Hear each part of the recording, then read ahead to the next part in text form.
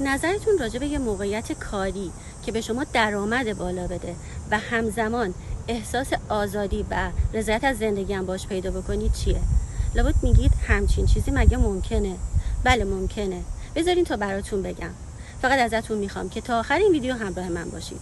این کار در اصل یک موقعیت بیزینس آنلاین هست که کار شما درش این هست که در پلتفرم های مختلف سوشال مدیا مثل فیسبوک، اینستاگرام، یوتیوب، لینکدین، تیک تاک و غیره کار دیجیتال مارکتینگ رو انجام بدید. حالا این سوال رو در ذهنتون پیش میاد که چطور میشه با این بیزینس آنلاین به احساس آزادی و رضایت از زندگی رسید. این بیزینس آنلاین به قدری انعطاف داره که شما میتونید به عنوان پلن بی تون بهش نگاه کنید، یعنی به عنوان یک درآمد جانبی در کنار شغل فول تایمتون، یا اینکه به عنوان یه پلن A بهش نگاه کنید و تمام وقت روش کار کنید. پس این بیزینس آنلاین این فلکسیبیلیتی رو داره که شما میتونید برای زندگیتون برنامه‌ریزی داشته باشید.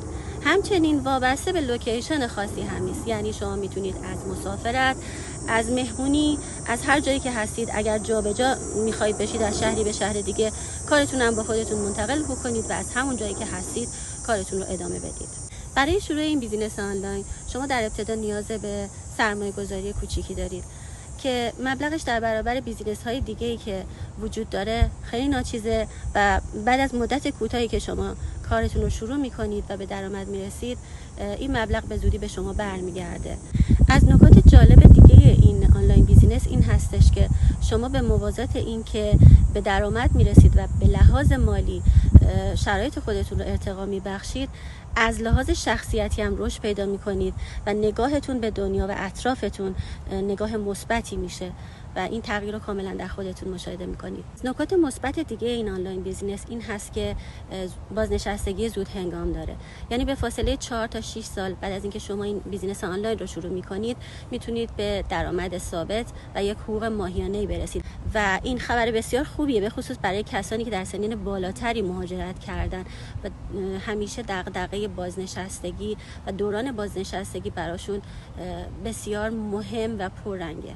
نکته بسیار مهمی دیگه هم این هستش که شما در اصل رئیس خودتون میشید و به روش خودتون در ساعتی که دوست دارین و از هر جایی که دوست دارین کارتون رو انجام میدید. ما در این آنلاین بیزینس محصولی نمیفروشیم و این کار هیچ ربطی به ارز دیجیتال و خرید و فروش آمازون نداره. حالا با تمام این نکات مثبتی که من بهش شمردم، به نظر شما یا این یک راه حل عالی نمیتونه باشه و اونی نیستش که شما هم مثل من منتظرش بودین؟